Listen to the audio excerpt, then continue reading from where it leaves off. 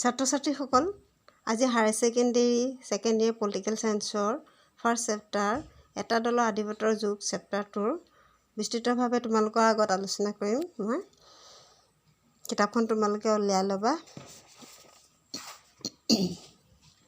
এটা দলৰ আধিপত্যৰ যুগ era of one party dominance.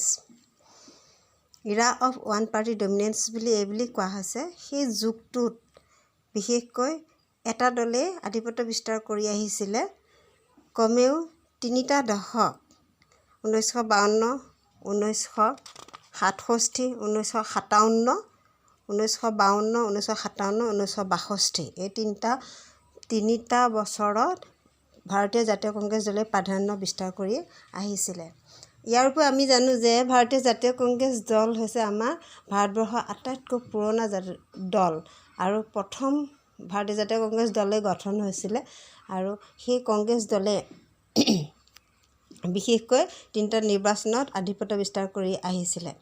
প্ৰথম অৱস্থাৰ পৰাই দেখা পাইছোঁ যে অইন বেলেগ দল থাকিলেও জাতীয় কংগ্ৰেছ দলে যি গুৰুত্বপূৰ্ণ পদক্ষেপ গ্ৰহণ কৰি আহিছে তাৰ ফলত আমাৰ ভাৰতীয় জাতীয় কংগ্ৰেছৰ প্ৰথম লোকসভা নিৰ্বাচনত আমি দেখিছিলোঁ যে 364খন আসন লাভ কৰি ভাৰতীয় জাতীয় কংগ্ৰেছ দলে জয়যুক্ত লাভ কৰিছিলে আৰু জাতীয় কংগ্ৰেছ দল জয়যুক্ত হোৱাৰ পৰাই ভাৰতবৰ্ষত কেনেদৰে এখন গণতান্ত্ৰিক ৰাষ্ট্ৰ গঠন কৰিব পাৰি তাৰ চেষ্টা চলাই আহিছিল আৰু ভাৰতীয়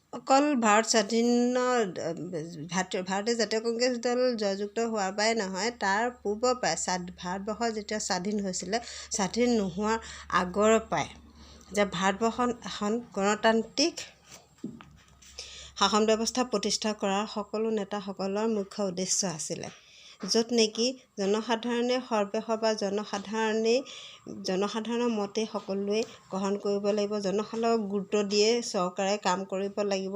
এই গণতন্ত্ৰৰ প্ৰধান লক্ষ্য আছিল আৰু গণতন্ত্ৰ মানেই হৈছে জনসাধাৰণৰ চৰকাৰ। এতিয়া এই গণতন্ত্ৰ প্ৰতিষ্ঠা কৰাত প্ৰথমৰ পৰাই কি হৈছিলে, তেওঁলোকে প্ৰত্যাহ্বানৰ সন্মুখীন হৈছিলে। কিয় প্ৰত্যাহ্বানৰ সন্মুখীন হৈছিলে? ইয়াৰ বিভিন্ন কাৰণ আছে। প্ৰথমটো হৈছে ভাৰতবৰ্ষত থকা বিভিন্ন জাতি জনগোষ্ঠীৰ মাজত থকা যি বিভিন্নতা, যি অস্পৃশ্যতা, যি ভেদাভেদ, এই ভেদাভেদৰ ফলত ভাৰতবৰ্ষত ঐক্যতা সংস্কৃতি বজাই ৰখাটো সম্ভৱ হোৱা নাছিলে। যিহেতুকে প্ৰতিটো ধৰ্মৰে হিন্দু মুছলমানেই হওক বা শিখেই হওক বা অন্য জনগোষ্ঠীয়ে হওক বা প্ৰতিটো ধৰ্মৰ মানুহৰ নিজা কৃষ্টি সংস্কৃতি আছিলে, সকলোৰে নিজা নিজা বৈশিষ্ট্য আছিল, যাৰ ফলত তেওঁলোকক একক কৰাটো অসম্ভৱ হৈ পৰিছিল। বিশেষকৈ ওচৰ চুবুৰীয়া দেশ কিছুমান যেনে বাংলাদেশ, পাকিস্তান, ম্যানমাৰ অভিজ্ঞতাও আমি ক'ব লাগিব। সেই দেশবোৰত কি হৈছিলে যে গণতান্ত্ৰিক শাসন ব্যৱস্থা প্ৰৱৰ্তন হোৱাটো টান। গণতান্ত্ৰিক শাসন ব্যৱস্থাৰ পৰিৱৰ্তে সামৰিক শাসক কিছুমানে নিজৰ হাতলৈ জনসাধাৰণৰ ক্ষমতা হস্তান্তৰ কৰি তেওঁলোকে নিজে স্বতন্ত্ৰভাৱে শাসন কৰিবলৈ বিচাৰিছিলে। কিন্তু ইয়াৰ ভিতৰত ভাৰতবৰ্ষ হৈছে এক ব্যতিক্ৰম দেশ।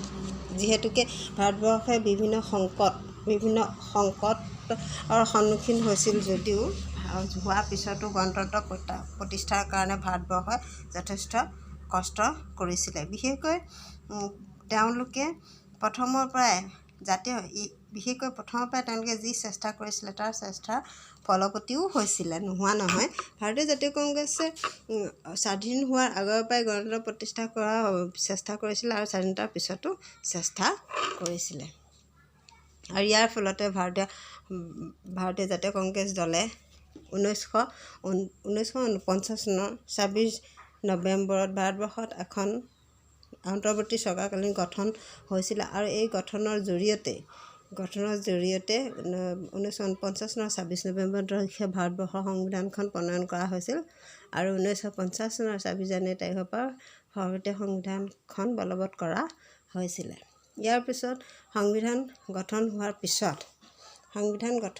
পিছত ভাৰতবৰ্ষৰ শাসন কাৰ্য পৰিচালনা কৰিবৰ বাবে এখন চৰকাৰ চৰকাৰৰ প্ৰয়োজন অনুভৱ হৈছিলে আৰু সেইকাৰণে এখন চৰকাৰ পৰিচালনা কৰিবৰ কাৰণে নিৰ্বাচন ব্যৱস্থা অনুষ্ঠিত কৰিবলগীয়া হৈছিলে। আৰু এই নিৰ্বাচন ব্যৱস্থা 1950 চনত নিৰ্বাচন আয়োগ গঠন কৰা হৈছিলে। আৰু এই নিৰ্বাচন আয়োগৰ মুখ্য আয়ুক্ত হিচাপে সুকুমাৰ খানক নিযুক্তি দিয়া হৈছিলে। প্ৰথমতে যেতিয়া নিৰ্বাচন অনুষ্ঠিত কৰিছিলে তেতিয়া নিৰ্বাচনৰ যেতিয়া ভোটৰ তালিকা প্ৰস্তুত কৰা হৈছিলে তেতিয়া সেই ভোটৰ প্ৰথমখন নিৰ্বাচন কেঞ্চেল কৰা হৈছিল। কিহৰ কাৰণে? ইয়াৰ বিভিন্ন কাৰণ মানে এই প্ৰথম কাৰণ আছিলে যে তাত শিক্ষিত সকলো লোক আছে, কিন্তু মহিলাৰ ভোটাধিকাৰ কোনো ব্যৱস্থা হোৱা নাছিল, মহিলাৰ নাম অন্তৰ্ভুক্ত কৰা হোৱা নাছিল, যাৰ বিনিময়ত প্ৰথম নিৰ্বাচনী ব্যৱস্থাটো কৰ্তন কৰা হৈছিলে। তাৰপিছত নেক্সট পদক্ষেপত কি হৈছিলে? ভাৰতবৰ্ষৰ মহিলাসকলকো সাঙুৰি সাৰ্বজনীন ভোটাধিকাৰ নীতি নিৰ্বাচন অনুষ্ঠিত কৰিলে।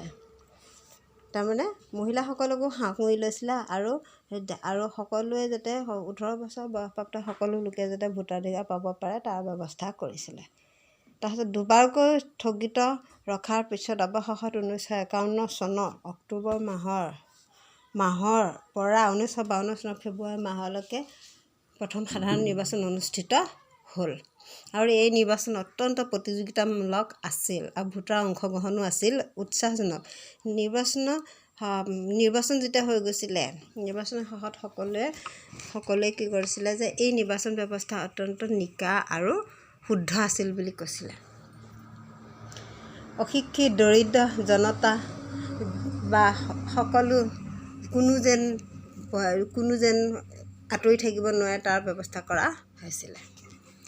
নেক্সট আহিলে ভোটদানৰ পদ্ধতি।